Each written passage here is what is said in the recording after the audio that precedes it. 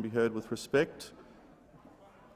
Senator Fierravanti-Wells. Thank you, Mr Acting Deputy President. I rise to make some observations with respect to COP26. In the lead-up, Minister Littleproud was very enthusiastic to quickly follow the herd, noting the International Energy Agency, with its implied threats to developed nations for non-compliance, was busily coercing the West into joining the March of Folly.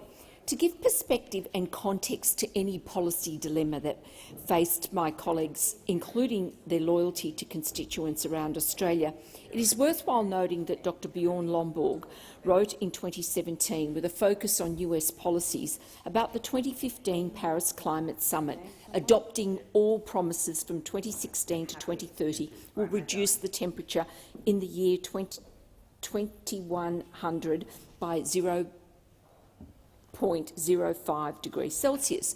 Dr Lomborg further noted that the economic cost from pursuing these objectives will cost hundreds of billions, if not trillions of dollars in foregone economic output each year. Do I believe in climate change? Yes, is my answer. Because there has always been climate change on planet Earth. The only true climate constant on this Earth is that the Earth's climate has undergone constant change since time began. Climate cycles are integral to this constant change. The complex nature of climate science is still not fully understood. When one gets lost in the media jungle of climate change activism and alarmism, and when one becomes suspicious about shrill scare tactics and what I deem to be child abuse, then it is time to talk to a geologist to get the facts. Rest assured you will feel better afterwards, and you will be able to explain to those children who have been the subject of climate alarmism that the world is not going to end in 8 years' time, given the last hysterical prediction by the usual suspects. So COP26 was punctuated by the usual protesters wielding placards of "Down with Capitalism," accompanied by the usual Marxist paraphernalia. One delegate threatened "Pay now or perish later." It was a copybook socialist love fest. Lenin would have been truly proud. Now, the Prime Minister of Fiji, Frank Bainimarama, was the voice of reason. He advocated for the building of resilience against climate events such as building better seawalls, homes and schools. This reinforces the need for the Pacific Resilience Fund. So let's look at some of the facts. CO2 is not a pollutant, as some would have you believe, including our ABC. CO2 is a clean, colourless and odourless gas which is vital for the health of planet Earth. CO2 is plant food and it remains integral to the process of photosynthesis when trees and plants absorb CO2, thereby producing oxygen. Further to this, it is noteworthy that up to 50% of the Earth's oxygen is produced by phytoplankton in the oceans, when the plankton absorbs CO2 as part of the Earth's natural process.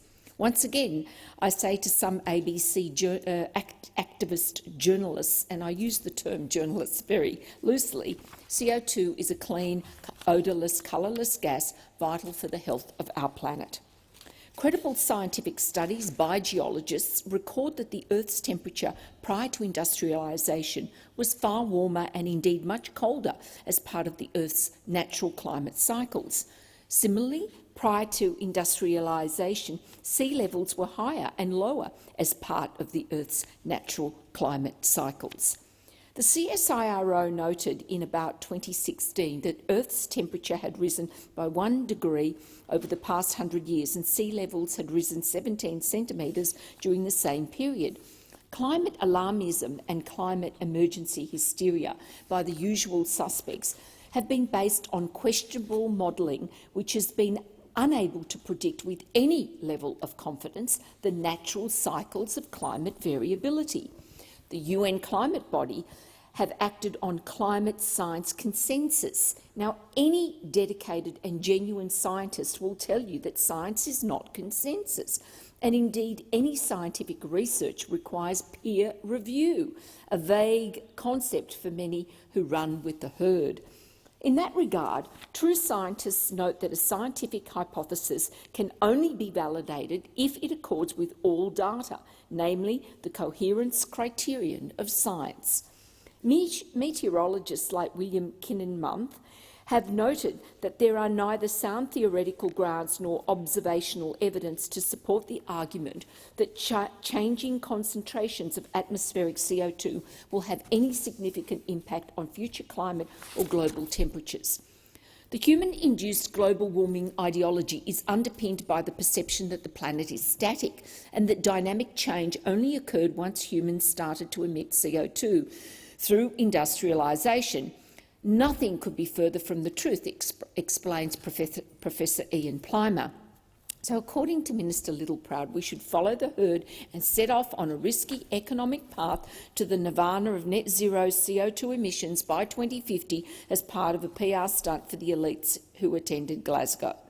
Well, the only winners in that game were the elites, including the John Kerrys and the Andrew Forrests of this world, as they took their victory laps around the world in their private jets. The shift to the risky new net zero CO2 paradigm will have consequences. I know I speak for the silent majority of the Liberal Party that will not support us for having broken our election promise on this issue. Net zero has been the political graveyard for a series of political leaders. Not only will jobs be lost and regional economies suffer, industries in general will be poleaxed, as indicated by Dr Lomborg. Jobs will be shifted offshore, mostly to China. The superb television advertisement of colour-bond products from the Illawarra will be a dream of past glories when manufacturing industries fold and we rely more on China. Windmills and solar panels, now made in China, noting China will ignore emissions targets as they ignore the rule of international law in the South China Sea, will continue to be imported into Australia as our home industries are further decimated. The continued diminishing of our industrial base remains a national strategic and security risk. Taxpayer-subsidised Tesla luxury electric vehicles, oh yes, some made in China, will be the norm. Meanwhile, low-income workers will not be able to afford the fuel for their internal combustion engine vehicles as they struggle with increased electricity bills, rising rents and costs of living. All the while, China continues to build coal-fired power stations, and in an answer to a question on notice, DFAT advised on 25 March that China has 49.1% of the world's coal-fired power generation and 41.2% of the world's planned coal capacity.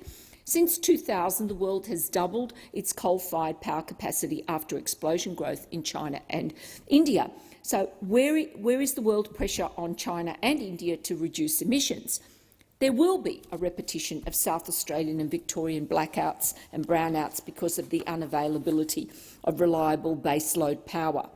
And whilst workers will not be able to afford the rising costs of electricity, petrol, etc., those advocating for the new paradigm don't want to mention nuclear power, the NIMBY principle.